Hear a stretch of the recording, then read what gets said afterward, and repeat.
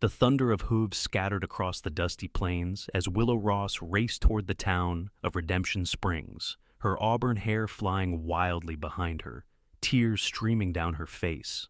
4 years had passed since she'd been chased away by a mob wielding torches and shotguns, their faces twisted with rage and accusation. Now, at 23, she was returning to clear her name and reclaim what was rightfully hers, even if the entire town still believed she had murdered her own father. The year was 1878, and the Wyoming Territory was still a lawless expanse of opportunity and danger.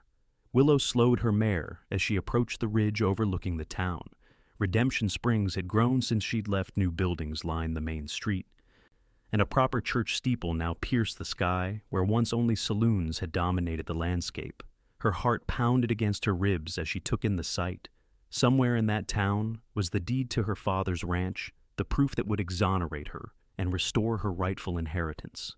And somewhere in that town were the people who had driven her out, threatened to hang her, and stolen everything she loved. Willow's mare shifted beneath her, sensing her tension. "Easy, girl," she whispered, patting the horse's neck. "We've come too far to turn back now." As she prepared to ride down into town, movement caught her eye. A lone rider approached from the east, moving at an unhurried pace. Even from a distance, Willow recognized the broad shoulders and steady posture of a man who knew this land as intimately as she once had. A cowboy, his hat pulled low against the setting sun. Willow hesitated, her hand moving instinctively to the small revolver tucked in her belt. 4 years on the run had taught her caution. But something about the rider's approach seemed deliberate, as if he had been waiting for her. As he drew closer, she saw that he had stopped at the crossroads that led to town, positioning himself beside the old wooden gate that marked the boundary of what had once been her family's property. The cowboy dismounted and leaned against the gate, his eyes fixed on her silhouette against the darkening sky. A message as clear as any words. He was waiting for her. Willow steered her mare down the slope, maintaining enough distance to flee if necessary. When she was close enough to make out his features, she reined to a stop. "Most folks who've been run out of Redemption Springs don't come back," the man said, his voice deep and even. "Must be something mighty important bringing you home, Miss Ross." Willow stiffened. "You know who I am?" He nodded slowly. Hard to forget the only daughter of Thomas Ross, especially after what happened. He straightened and took off his hat, revealing sandy blonde hair and clear blue eyes that studied her without judgment. "Archer Wallace. I bought the neighboring ranch about 3 years back." "Well, Mr. Wallace, if you're here to warn me off or turn me in, you're wasting your time. I didn't kill my father, and I'm not leaving until I prove it." A ghost of a smile crossed his face. "Actually, I'm here to help you." Willow's eyes narrowed with suspicion. "Why would you help me?" "You don't know me." "I know enough," he replied, opening the gate with a creak of rusted hinges. "I know Sheriff Daniels and his deputy found it mighty convenient that your father died right after striking silver on his property. I know they didn't look too hard for evidence before deciding you were guilty. And I know they divided up your father's land among themselves and their friends within a week of running you out." Willow felt her throat tighten. "How do you know all this?" "Been piecing it together since I arrived. Folks talk when they drink, and I've got good ears." He gestured toward the open gate. "Your father's old cabin is still standing on my property. You can stay there while we figure this out." "We?" Willow challenged. Archer nodded. "This town took something from you. I aim to help you get it back." "Why?" she demanded. "What's in it for you?" His eyes met hers with an intensity that made her breath catch. "Let's just say I've seen what happens when corrupt men take what isn't theirs. I couldn't stop it then, but I can do something about it now." Willow hesitated, years of distrust warring with the desperate need for an ally. "I can't just walk into town. They'll recognize me." "Not tonight," he said. "Tonight you rest. Tomorrow we plan. The sheriff's men rarely come to my property. They know I don't welcome them." He paused. "You can trust me, Miss Ross, or you can try to face them alone. Your choice." Willow studied him for a long moment, searching for deceit in his steady gaze and finding none.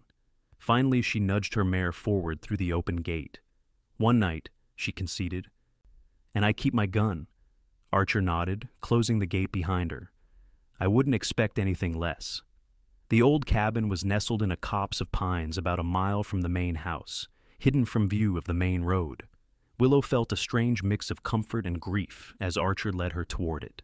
The cabin wasn't her family home. That grand ranch house had stood on land now controlled by others. But it had belonged to her father, a place where he sometimes stayed when working this section of the property. "It's not much," Archer said as they approached, "but it's clean and dry." Willow dismounted, her legs stiff from the long ride. "I've slept in worse places these past 4 years." Inside, the cabin was simple but well maintained. A stone fireplace dominated one wall, with a small table and 2 chairs nearby. A narrow bed sat in the corner, covered with a quilt that Willow recognized with a jolt of emotion. "That's my mother's quilt," she whispered, running her fingers over the fabric. "How did you get this?" Archer moved to light a lantern. "Found it in town at Widow Miller's shop. She said it came from the Ross estate sale. Seemed wrong for something like that to be sold off, so I bought it." Willow blinked back unexpected tears. "Thank you." He nodded, looking suddenly uncomfortable with her gratitude. "I'll bring you some food from the main house. You should rest." When he returned with a tray of stew, bread, and coffee, Willow had washed the dust from her face and hands using the basin he'd left. Her long auburn hair was pulled back, revealing high cheekbones and determined green eyes that reminded Archer of the wild forests further north. They ate in relative silence until Willow finally spoke. "Tell me what's happened in town since I left." Archer leaned back in his chair. "Sheriff Daniels is still in charge, though rumor has it he's aiming for mayor next. Your father's old property is now split between him, Judge Holloway, and Mayor Simmons. They call it the Silver Triangle Ranch." He paused. "They've been bringing in Eastern investors, promising big returns once they expand the mining operation." "And the silver mine?" Willow asked. "Producing well enough that they guard it day and night. No one gets near without permission." Willow nodded slowly. "That's where we'll find our proof." "What proof exactly are we looking for?" Archer asked. "My father kept detailed journals. The last one would show that he suspected someone was stealing from the initial silver finds. He told me he was close to figuring out who." She met Archer's gaze directly. "The night he died, he said he was going to confront them with evidence. I think whoever he confronted killed him, then framed me because I was the easiest target." "A 19-year-old girl with no family left in town," Archer mused. "Convenient." "Exactly." Willow's hands tightened around her coffee mug. "The journal would be in his office at the main ranch house, if it's still there. And there's something else, a deed box with my name on it. He showed it to me once, said it contained my future." Archer was quiet for a moment. "Getting into that ranch house won't be easy. They've got men guarding it, especially when Daniels is in residence. Is there anyone in town who might help us? Anyone who didn't believe I was guilty?" "A few, maybe. Doc Peterson never seemed convinced by the evidence against you. And there's Virginia Hanson who runs the boarding house. She was always kind to me when I first arrived, told me not to believe everything I heard about the Ross case." Willow's eyes brightened. "Mrs. Hanson was my mother's friend. She used to watch me when I was young." "Then she might be our first stop," Archer said. "But not before you've had some rest. We've got time to plan this properly." Willow wanted to argue, to push forward immediately, but exhaustion was setting in after her long journey. She nodded reluctantly. "I'll head back to the main house," Archer said, standing. "Lock the door behind me. I'll return at dawn." As he reached the threshold, Willow called after him. "Mr. Wallace, why are you really helping me? And don't tell me it's just about justice." Archer paused, his broad shoulders silhouetted against the darkening sky outside. 4 years ago, I was working a ranch in Montana when the owner's son killed a man in a drunken rage. I witnessed it, but when I spoke up, the family used their influence to frame me for the crime instead." He turned slightly, his profile sharp in the lantern light. "I spent 2 years in prison before another witness finally came forward with proof of my innocence." Willow's breath caught. "I'm sorry." "Don't be. It taught me what matters." His voice softened. "When I heard about the daughter who supposedly killed her father for silver rights, something didn't sit right. And when I started asking questions in town, the way people shifted their eyes told me everything I needed to know." He met her gaze. "You deserve the chance I got to clear your name." After he left, Willow sat on the edge of the bed, her mother's quilt clutched in her hands. For the first time in 4 years, she allowed herself to feel something beyond survival and vengeance, a fragile hope that perhaps, with this stranger's help, she might reclaim not just her property, but her very identity. Morning came with a gentle knock at the cabin door. Willow, already dressed and alert, opened it to find Archer with 2 steaming cups of coffee. "Thought you might want this before we head out," he said, handing her a cup. "Thank you." She accepted it gratefully, noticing he'd brought a bundle of clothing as well. "Found these in storage," he explained. "Belonged to my sister before she married and moved east. Might help you blend in better than those riding clothes." The dress was simple, but well made, a deep blue calico with a matching bonnet. Willow ran her fingers over the fabric, remembering a time when such garments were part of her daily life. "Your plan is to walk right into town?" she asked, skeptical. Archer nodded. "Most folks who remember you expect a frightened girl with loose hair and wild eyes the way you looked when they drove you out. A composed woman in a proper dress, her hair up, walking beside a known rancher. They'll see what they expect to see. And if they recognize me, then we deal with it." His hand brushed the revolver at his hip. "But I'm hoping to avoid that kind of trouble. Mrs. Hanson first. Like we discussed, she can tell us who else might be sympathetic." After changing into the dress, Willow emerged from the cabin feeling strangely vulnerable. The fabric constrained her in ways her practical riding clothes didn't, reminding her of a life she'd left behind. "You look like you belong," Archer commented, his eyes lingering on her for a moment longer than necessary. "That's what worries me," she replied, mounting her horse. "I don't belong here anymore. They made sure of that." They rode toward town at an unhurried pace, taking a circuitous route that approached from the north rather than the east, where she'd been spotted the day before. As they neared the outskirts, Willow pulled the bonnet lower, shielding her face.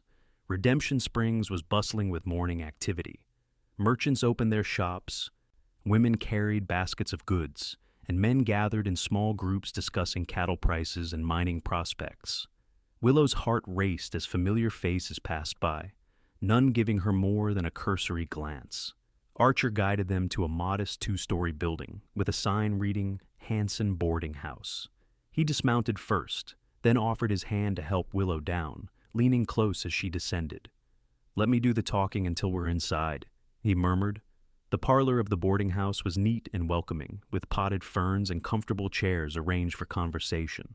A woman in her 50s emerged from the back room, her face lighting up at the sight of Archer. "Mr. Wallace, what a pleasant surprise. Are you looking for a room for a friend?" Her curious gaze shifted to Willow, who kept her head slightly bowed. "Good morning, Mrs. Hanson. Might we speak with you privately?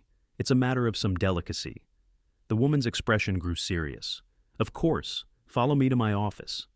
Once inside the small room at the back of the house, with the door firmly closed, Archer nodded to Willow, who slowly raised her face and removed the bonnet. Mrs. Hanson gasped, her hand flying to her mouth.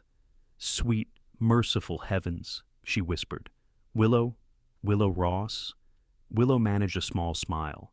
"Hello, Mrs. Hanson." The older woman crossed the room swiftly, pulling Willow into a fierce embrace that smelled of lavender and baking bread. "Child, I never thought I'd see you again in this life." She pulled back, her eyes wet with tears. "You've grown so beautiful, just like your mother." "Mrs. Hanson," Archer interrupted gently, "I've brought Willow here because we need your help. She's come back to clear her name." Virginia Hanson's expression hardened. "About time someone did. That trial was a mockery of justice if you could even call it a trial." She guided Willow to a chair. "Sit, child. Tell me everything." For the next hour, Willow recounted her father's discovery of silver, his suspicions of theft, and the night of his murder, how she'd found him bleeding on the floor of his study, his last words urging her to find his journal. By the time deputies arrived, summoned by a ranch hand, her father was dead, and she was covered in his blood from trying to save him. "They never even looked for another suspect," Willow finished. "Sheriff Daniels took one look at me and declared I'd killed him for the inheritance." Mrs. Hanson nodded grimly. "And within days, they'd scheduled a hanging. If Doc Peterson hadn't helped you escape that night—" "Doc helped her?"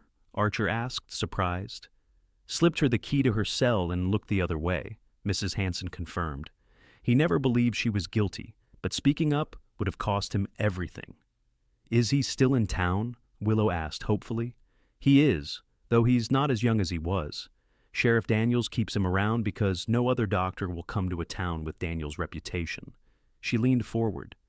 Now tell me your plan, because I know you didn't come back just to reminisce. Archer explained their need to access the main ranch house to find Thomas Ross's journal and the deed box. We need to know who else might help us and how to get past the guards. Mrs. Hanson thought for a moment. Marcus Webb at the livery stable. He was friends with your father and never believed the accusations. And Eliza Fuller, who runs the dress shop, she lost her land to Daniels in a similar scheme 3 years back. What about getting into the house itself? Willow pressed. There's a grand dinner happening tomorrow night, Mrs. Hanson said, a sly smile forming. All the important men and their wives will be there, celebrating 5 years of the silver mines operation. The ranch house will be full of guests, and you could be among them. Archer looked skeptical. You want us to walk right into a party hosted by the very men who tried to hang her? Not exactly. Mrs. Hanson rose and moved to a small writing desk, retrieving an envelope. I received this yesterday, an invitation for myself and a guest. The sheriff makes a point of inviting me to these affairs because he's sweet on my niece who sometimes stays with me. Her eyes sparkled. My niece isn't here, but Willow could go in her place, as my companion. That's too dangerous, Archer protested. It's perfect, Willow countered. They'll all be distracted by the celebration. I know that house better than anyone, including the secret passage my grandfather built between the study and the root cellar. And what about me? Archer asked. Mrs. Hanson smiled. Why, you're invited too, Mr. Wallace. As one of the more successful ranchers in the area, your absence would be noticed. You'll escort us and provide a distraction if needed. Willow felt a flutter of both fear and anticipation. I'll need a proper dress, something that won't draw attention. Leave that to me, Mrs. Hanson assured her. You'll stay here tonight in the back room where no one will see you. Mr. Wallace can return to his ranch and prepare for tomorrow evening. As they finalized their plans, Willow found herself watching Archer, the thoughtful way he considered each detail, the protective stance he took near the door, the quiet confidence in his suggestions. For a man who had only just met her, his commitment to her cause was both puzzling and touching. When it was time for him to leave, he paused at the office door. This plan puts you at considerable risk, Miss Ross. My entire life has been at risk since the night my father died, she replied.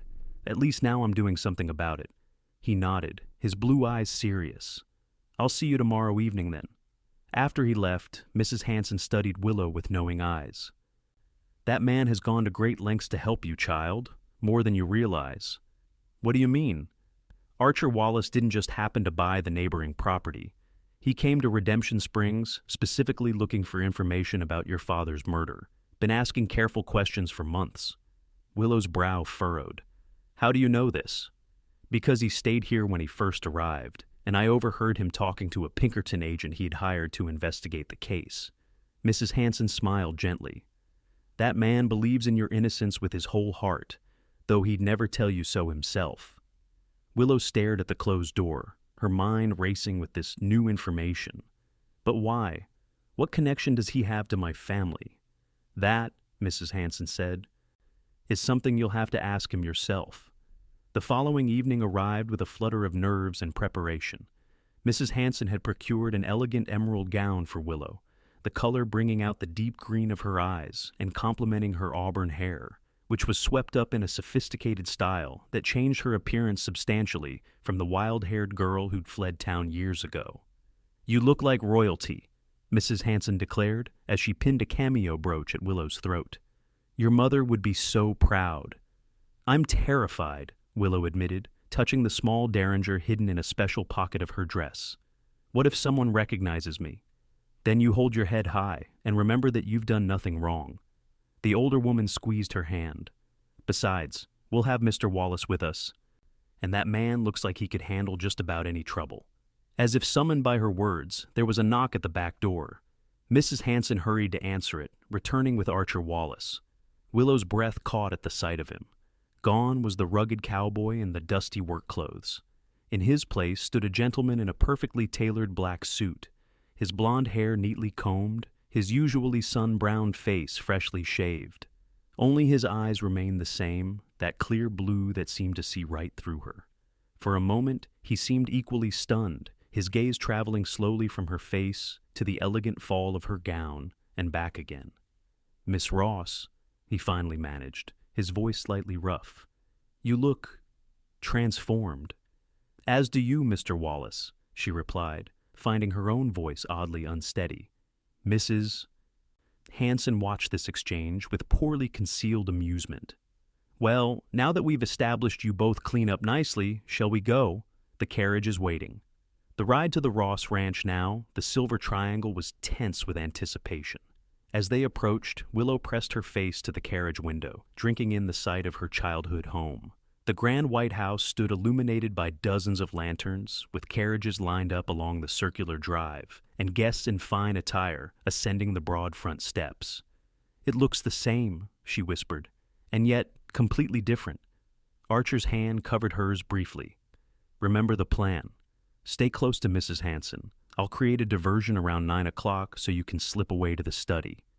Willow nodded, her throat tight. "And if I find the journal? The deed box? Bring them to the stables. I've arranged for Marcus Webb to have a horse ready for you if needed." The carriage pulled up to the entrance, and Archer descended first, helping both women down with the polished manners of a gentleman. As they approached the front door, Willow took a deep breath and stepped over the threshold of her former home for the first time in 4 years. The entrance hall was crowded with guests sipping champagne and admiring the opulent decorations. Willow's eyes immediately went to the large portrait of her father that still hung over the fireplace, the one piece of the past they hadn't erased. "Keep moving," Archer murmured, guiding them deeper into the house with a light touch at Willow's back. They made their way through the reception rooms, accepting glasses of champagne and nodding greetings to other guests. Willow's heart raced each time someone looked their way, but the combination of her elegant appearance and the years that had passed seemed sufficient disguise. "Sheriff Daniels at 2 o'clock, Mrs. Hanson whispered, angling her body to partially shield Willow. Willow risked a glance at the man who had orchestrated her downfall. Thomas Daniels stood near the dining room entrance, resplendent in an expensive suit, his dark beard now streaked with gray.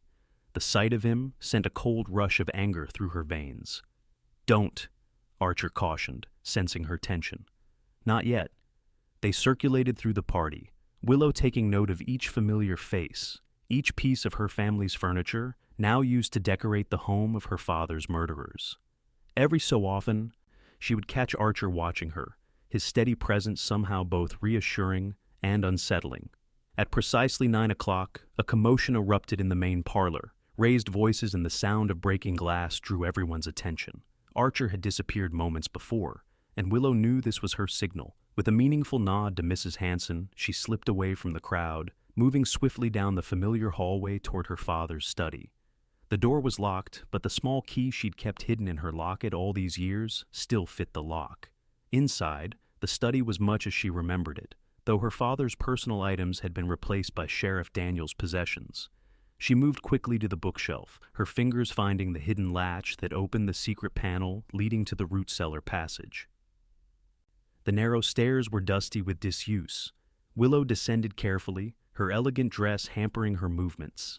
At the bottom, she lit the small lantern that still hung on its hook, illuminating the root cellar that had been converted to a storage space for the household.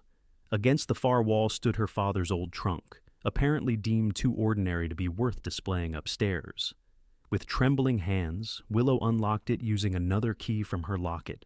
Inside, beneath layers of old clothes and papers, she found what she was searching for: her father's final journal, its leather cover embossed with his initials. Beside it lay a metal box labeled "For Willow" in his familiar handwriting. Clutching both treasures, Willow retraced her steps up the passage. As she neared the study entrance, voices on the other side of the panel froze her in place. "I'm telling you, something's not right," came Sheriff Daniels' gruff voice. "That woman with Virginia Hanson, there's something familiar about her." "You're jumping at shadows, Thomas," replied another voice, Judge Holloway, if Willow's memory served.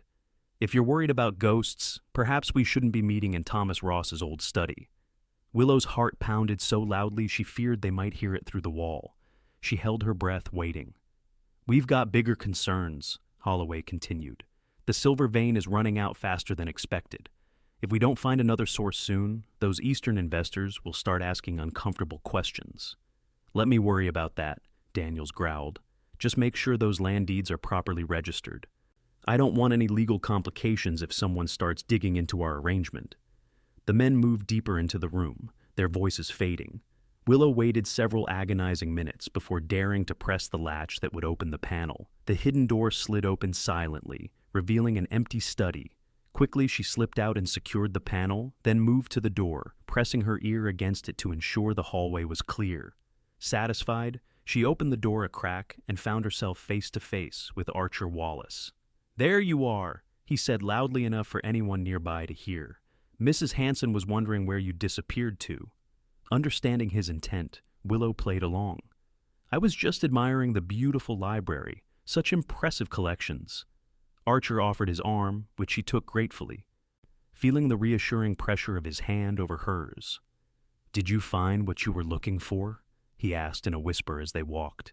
She nodded almost imperceptibly, clutching her small reticule where she'd managed to hide the journal. The deed box was concealed beneath the folds of her dress, secured against her waist. They rejoined Mrs. Hanson, who looked visibly relieved at Willow's return. "We should be leaving soon," she murmured. "Sheriff Daniels has been asking questions about my companion." Willow's stomach clenched with fear, but before they could make their excuses, a voice called out from behind them. "Mrs. Hanson, a moment of your time, please." They turned to find Sheriff Daniels approaching, his smile not reaching his eyes as they fixed on Willow with obvious suspicion. "Sheriff Daniels!" Mrs. Hanson greeted him with forced cheer. "What a lovely event you've hosted." "Thank you."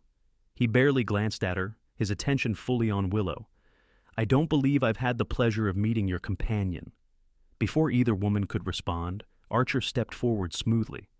"Allow me to introduce Miss Winters, Sheriff. She's visiting from Denver, where my sister speaks quite highly of her musical talents." Willow cursed inwardly at the improvisation, but maintained her composure, offering a slight curtsy. "It's a pleasure, Sheriff. Your home is magnificent." "My home?" Daniels repeated, his eyes narrowing. "Yes, it is.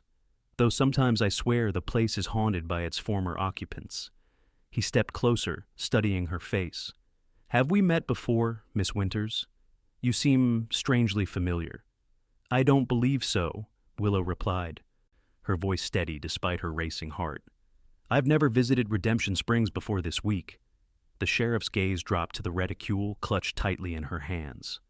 "What's that you're carrying, Miss Winters? Seems you're rather protective of it." Before Willow could answer, a crash and shout erupted from the main parlor, followed by the distinctive sound of a gunshot. Guests screamed and scattered as men rushed toward the disturbance. "What the devil?" Daniels turned toward the commotion. "We should leave," Archer said firmly, guiding both women toward the exit. "Ladies shouldn't be exposed to such unpleasantness." They moved swiftly through the panicked crowd, reaching the front entrance just as Deputy Collins burst through the door, his face flushed with urgency. "Sheriff," he called, "trouble at the mine. Someone's broken into the main shaft." Daniels cursed loudly. "Keep everyone here," he ordered, then rushed past them out the door. In the ensuing chaos, Archer led Willow and Mrs. Hanson to their waiting carriage. As they pulled away from the house, Willow finally allowed herself to breathe. "What happened back there?" she asked. That distraction seemed rather extreme. Archer's lips quirked into a small smile. "Marcus Webb and a few friends who owed your father favors. They created a diversion at the mine to draw attention away from the house." "Clever," Mrs. Hanson remarked. "But now the sheriff will be on high alert. And he clearly suspects something about Willow." "Then we need to move quickly," Archer said. "Driver, take us to the boarding house." Once safely inside Mrs. Hanson's private quarters, Willow retrieved the journal and deed box from their hiding places. Her hands trembled as she opened the journal first, skimming through pages of her father's neat handwriting until she reached the final entries. "Here," she said, her voice tight with emotion. 2 days before he died, confronted Dee about the missing silver samples. He denied everything, but his eyes told the truth. H must be involved as well, given the legal documents I've found with forged signatures. She looked up. D and H, Daniels and Holloway. Keep reading, Archer urged. Willow turned the page. Have secured evidence of their scheme in the safe, along with Willow's inheritance papers. We'll ride to Cheyenne tomorrow to speak with the federal marshal. And then, the final entry, D threatened Willow today if I don't drop the matter. I fear for her safety more than my own. If anything happens to me, the combination to the safe is her birthday. Tears streamed down Willow's cheeks. He knew they might kill him. He was trying to protect me. Archer placed a gentle hand on her shoulder. And he left you the evidence you need to clear your name. Is the safe still in the house? Willow nodded. Behind his portrait in the study, but we can't go back there now. We won't have to. Archer pointed to the deed box. Let's see what else your father left for you. The metal box opened with Willow's locket key. Inside lay several documents, the deed to the original Ross property, certificates of ownership for the silver mine, and a letter addressed to Willow in her father's handwriting. With shaking hands, she unfolded it and read aloud. My dearest daughter, if you're reading this, then my fears have come to pass. Sheriff Daniels and Judge Holloway have been stealing silver and falsifying records since the first discovery.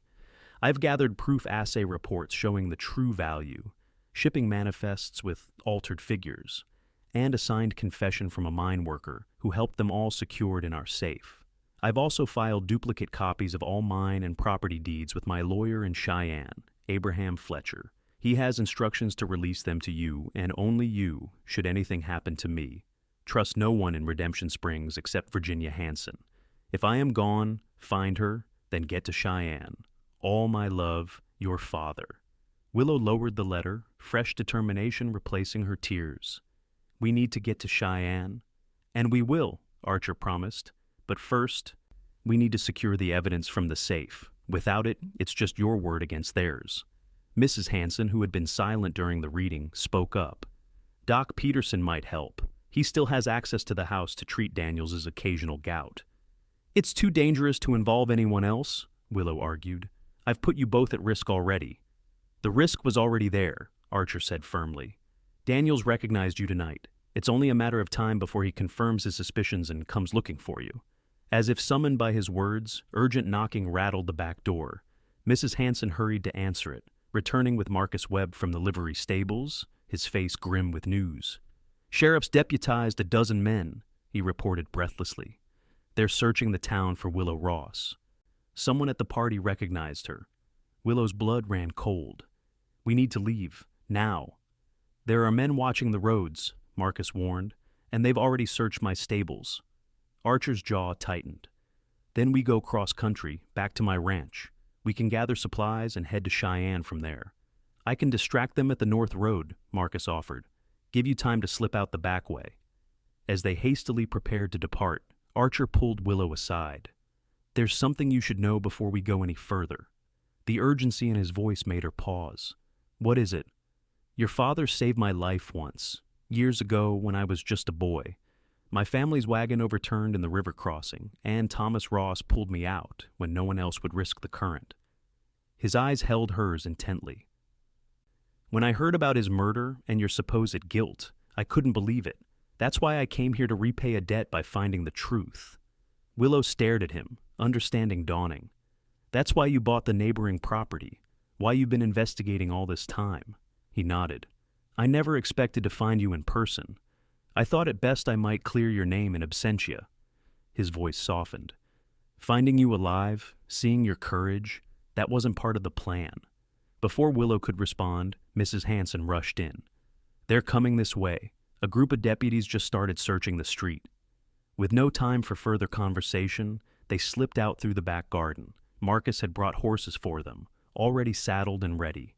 Within minutes, they were racing away from town under the cover of darkness, guided by Archer's intimate knowledge of the back trails. The ride to Archer's ranch was tense and silent, both of them alert for signs of pursuit. When they finally arrived, Willow was exhausted but determined. They quickly gathered provisions while Archer retrieved additional weapons and ammunition. We'll rest for an hour, then ride for Cheyenne, he said, checking the horses. It's about 2 days hard riding. "What about the evidence in the safe?" Willow asked. "Without it, the lawyer's copies might not be enough." Archer's expression was resolute. "We'll deal with one problem at a time. First, we get you safely to Cheyenne." As they prepared to depart, a distant rumble of hooves alerted them to approaching riders. Archer quickly extinguished the lanterns and moved to the window, peering out into the darkness. "At least 6 men," he reported grimly. "Coming up the main road." "They found us," Willow whispered, her hand moving instinctively to the revolver at her waist. "Not yet," Archer corrected. "But they will if we stay. There's a back trail through the northern pasture that leads to the mountains. If we can reach the pass by dawn, we can lose them in the highlands."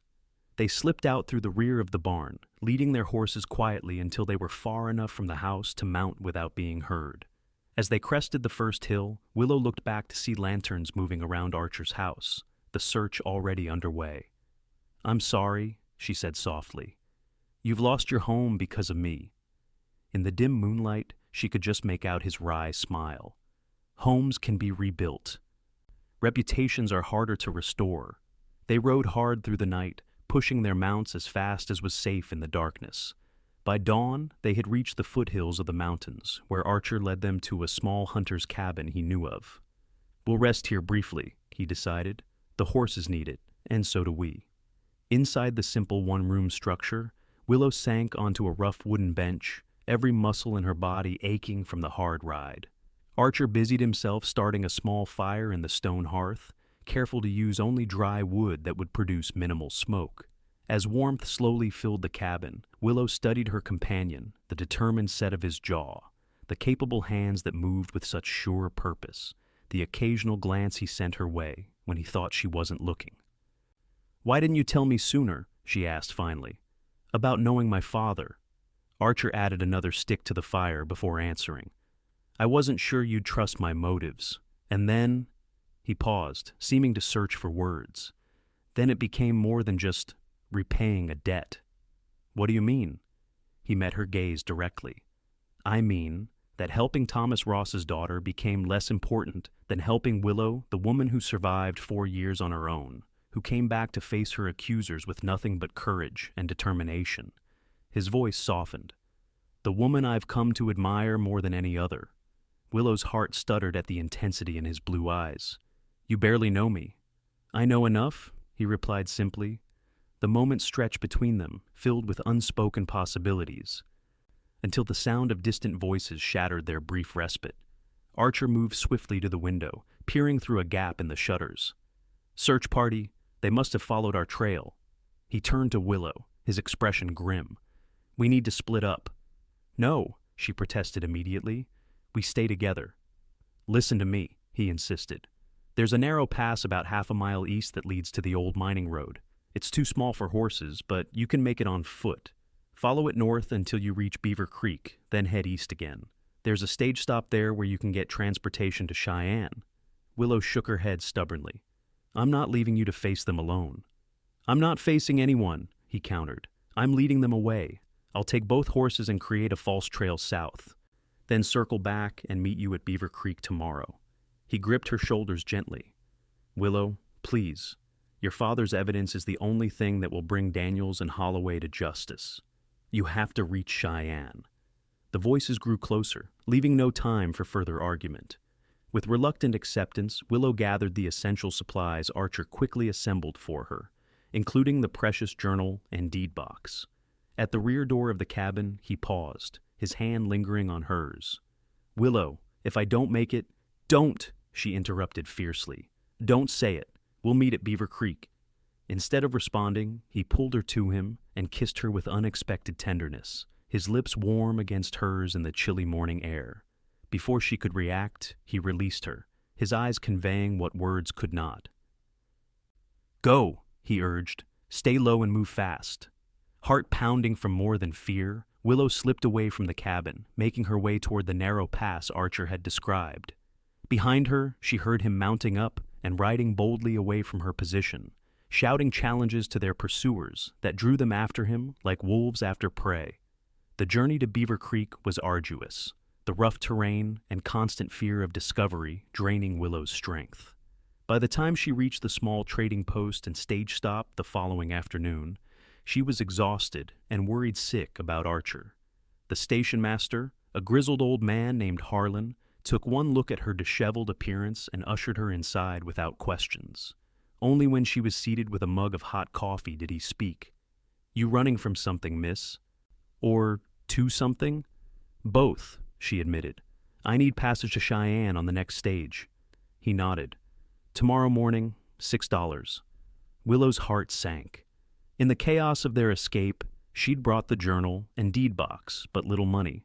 She reached for her mother's cameo brooch, the one piece of jewelry she still possessed. Would this cover it? Harlan examined the brooch, then handed it back. "Keep it. Stage is paid for already." She frowned in confusion. "What do you mean?" "Tall fellow with blonde hair came through early this morning. Paid for 2 passages to Cheyenne and said to expect a lady." Relief flooded through Willow. "Archer was here? Where is he now?" "Said he had business to finish. Left this for you." Harlan handed her a folded note. With trembling fingers, Willow opened it. "Willow, if you're reading this, you've made it safely to Beaver Creek. I've secured your passage to Cheyenne, but I can't accompany you yet. I'm returning to Redemption Springs to retrieve the evidence from your father's safe. The combination is your birthday. I'll find a way in. I ask that you continue to Cheyenne without me. Contact Abraham Fletcher immediately and show him the journal and deeds. He can begin legal proceedings while I obtain the final proof. I will find you in Cheyenne when it's done. Trust that what I feel for you is as real and unexpected as the silver your father discovered. Perhaps, like that silver, it's something worth fighting for. Yours, Archer." Willow clutched the note to her chest, equal parts furious and touched by his reckless bravery. "When did he leave?" she demanded. "About 6 hours ago," Harlan replied. Seemed in a mighty hurry. 6 hours enough time for him to have reached Redemption Springs by now. Enough time for him to have walked into whatever trap Daniels might have set. Willow's mind raced. The stage to Cheyenne wouldn't leave until morning. If she could get a horse, she might be able to reach town before Archer did anything foolish. "I need to borrow a horse," she told Harlan. "It's a matter of life and death." The old man studied her for a long moment, then nodded. "Got a sturdy mare out back. Not fast, but she'll get you there." Within 20 minutes, Willow was riding hard back toward Redemption Springs, the journal and deed box secure in her saddlebags. The rational part of her mind screamed that she was being foolish, risking everything they'd fought for. But the thought of Archer facing Daniels alone drove her forward. Night was falling when she reached the outskirts of town. Moving cautiously, she left the mare tethered in a grove of trees and continued on foot, making her way toward her former home by memory and moonlight. The Ross ranch house was quiet, most windows dark except for a soft glow from the study. Willow circled to the servants' entrance at the rear, finding it unlocked just as it had always been. Silently, she slipped inside, navigating the familiar hallways like a ghost returning to haunt its former dwelling. As she neared the study, voices reached her ears, Archer's measured tones contrasting with Sheriff Daniels' angry growl. "You're a fool, Wallace, coming back here alone." "Maybe," came Archer's calm reply. "But I've got what I came for." Willow eased closer to the partially open door, able to see inside. Archer stood with his back to the fireplace, facing Sheriff Daniels and Judge Holloway. On the desk between them lay open the safe that had once belonged to her father, its contents scattered across the polished surface. "Those papers prove nothing," Holloway insisted. "And even if they did, who would believe a convicted murderer and a drifter with a prison record?" "The federal marshal might find them compelling," Archer replied, "especially with Thomas Ross's journal to corroborate the evidence." Daniels sneered. "The journal you don't have. My men searched your ranch thoroughly." "Did they?" Archer's confident tone gave nothing away. "In any case, Willow Ross is safely beyond your reach by now, with enough evidence to bring investigators down on this town like locusts." The sheriff's hand moved to his gun. "Then I suppose we have nothing to lose by adding your death to our list of crimes. After all, you broke in here, threatened us. Self-defense would be the obvious conclusion." Willow's heart hammered against her ribs. Without thinking, she pushed the door open fully, stepping into the light. "Don't touch him!" All three men turned in shock. Archer's face drained of color when he saw her. "Willow, no, get out of here." "Well, well," Daniels recovered quickly, his gun now trained on her. "The prodigal daughter returns after all. How convenient now we can finish what should have been done 4 years ago." "I wouldn't," came a new voice from behind Willow. She turned to find Doc Peterson standing in the doorway, a shotgun in his steady hands. Behind him stood Mrs. Hanson and Marcus Webb, along with several townspeople she recognized.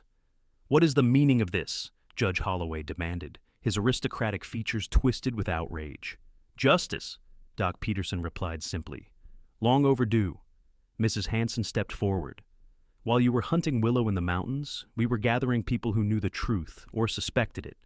Marcus found the mine worker your men tried to silence. He's given a full statement about the stolen silver and forged records." "You have no authority here," Daniels blustered, though his gun hand had begun to shake. "Perhaps not," said a tall man in a dark suit, pushing to the front of the group. "But I do. Federal Marshal James Cooper." He displayed his badge. "I've been investigating reports of corruption in Redemption Springs for some time.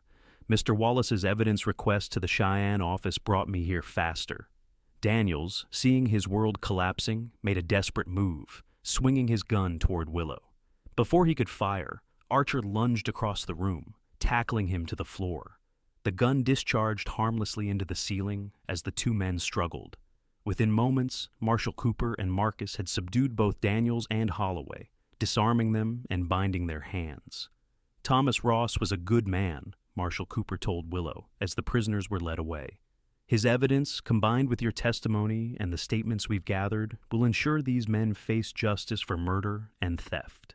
In the aftermath, as townspeople filtered out and arrangements were made to transport the prisoners to Cheyenne, Willow found herself alone in the study with Archer. He stood by the window, staring out at the land that had once belonged to her family. "You were supposed to be on your way to Cheyenne," he said quietly. "And you were supposed to meet me at Beaver Creek," she countered, moving to stand beside him. "I had to get the evidence. And I had to make sure you didn't get yourself killed in the process."